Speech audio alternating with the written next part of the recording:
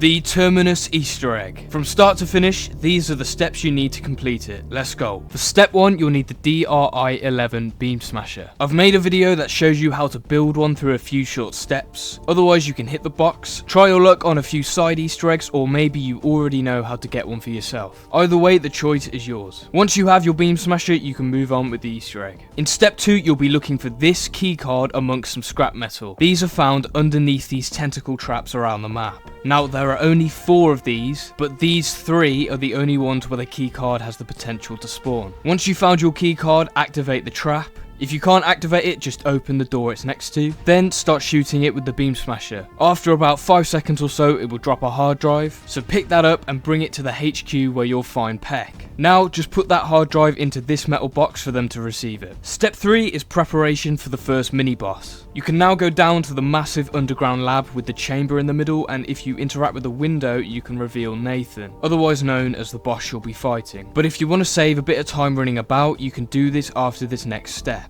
You need a 3-digit code to unlock the chamber, and so this is how you get it. The first digit is whatever the hour is of this clock found in the interrogation room. The second digit is the number of the playing card on this corkboard found in the dining hall, and the third digit is the number of this days since last accident sign. And that's it. So if you can remember clock, card, visual highlight of a positive safety record that motivates employers to continue working safely by displaying the number of days since the last reported accident, then you're good to go. When you have your 3-digit code, head back down to the lab and to the keypad just beneath the window on the chamber. Put the code in and it should now be unlocked. So then, when you're ready to fight, there are 4 valves on the sides of the chamber. You only need to turn one of them if you're on your own, but if you have more than one person in your game, you just got to each turn one at the same time. This will start the boss. This boss is just a more powerful amalgam, so it's going to attack you, grab you, and chase you around the inside of the giant lab, which is now locked, by the way. The best way to kill it is just by circling around the lab, turning around and shooting it like any other elite zombie. Just watch out for any other zombies because some are much quicker in here and can overwhelm you quite quickly. If you do become overwhelmed, the most simple way to get out of trouble is probably to dive in the water where they can't reach you. Just keep moving so they don't down you with the things they throw. Once the boss is killed, you'll get the first cutscene and you can then move on. In step 4, you'll be entering the big shipwreck just offshore. It's a small room that you can access from underneath, but you can't access it without a keycard that spawns after defeating Nathan. You'll always find the keycard in the water to the right as you look at the elevator rails in the big underground lab. It will be lay there on the seabed, so don't forget it. In this room, you're going to find 2 node connectors. When you pick one up, it will start a lockdown sequence, so you need to survive a few waves of zombies in this tight space. Make sure you have enough ammo before you start this. For a bit of extra mobility whilst inside, just drop the node as soon as you pick it up to be able to sprint. This won't interrupt anything. Once the lockdown sequence is finished, you'll get a max ammo and the hatch will open back up. There are 3 locations where you'll be repairing the nodes, but only 2 need repairing. So pick a node connector up and take it to it. The first one is on the most southern island on the west shoreline. The second one is underneath the sea tower on the main island. And the third one is on the right side of the speed cola tunnel as you head down to the massive underground lab.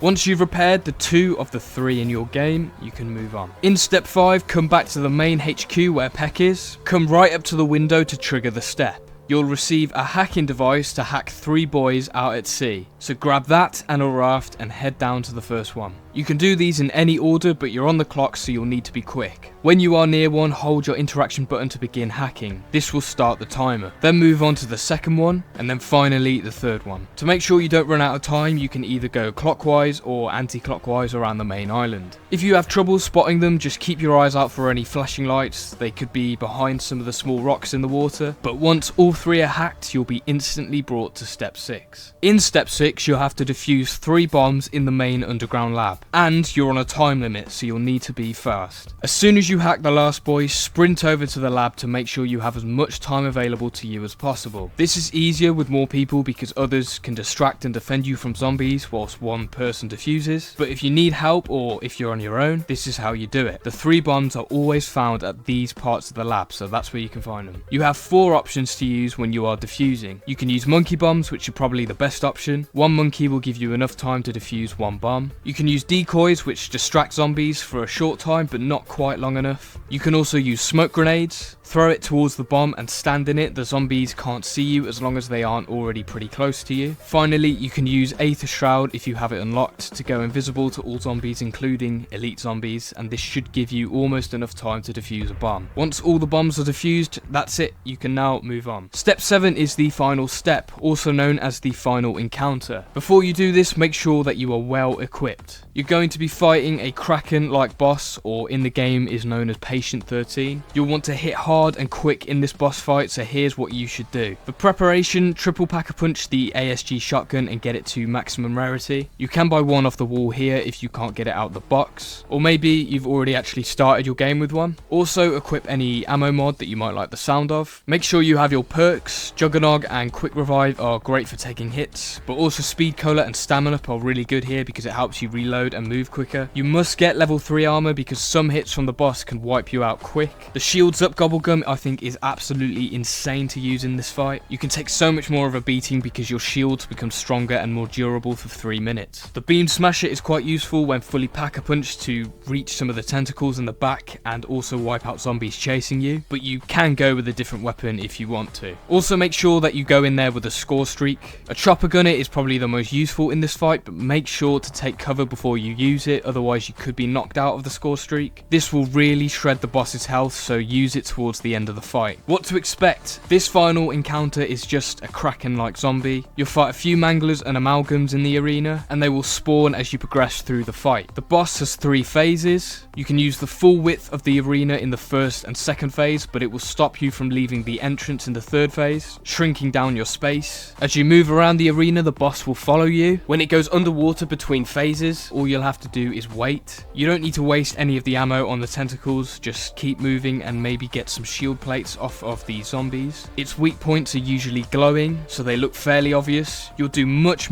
more damage when you hit them, so try to prioritize them with your shotgun. These can be red spots near the shoulders, yellow spots on the tentacles, its mouth when its body changes colors, and glowing blue eyes towards the end of the fight. You can buy ammo towards the entrance and the zombies drop regular points, so you don't need to worry too much about saving. You'll get a max ammo at the beginning of each phase, and zombies will occasionally drop armor plates. For the plan, you're planning to survive the first 2 waves using your shotgun and targeting the weak spots. Then on the final wave, take cover and use your chopper gunner to knock down the health. You'll want to stay away from all the tentacles in this round because some can grab you and bring it into its mouth. It also has a special attack that will one-shot down you, so take cover when it's about to perform that. Around this time, use your shields up gobblegum and keep all of your focus on damaging its eyes. The gobblegum will help you a lot with resistance from the other zombies. Keep this up, and then finally, once the boss's health reaches 0, you're done. You'll get the ending cutscene and you have officially finished the Terminus Easter egg. Thanks a lot for watching. If you're confused on anything, ask me or anyone else in the comments, but I hope this is all you need to complete the Easter egg, no problem. Thanks for watching and I hope you enjoyed.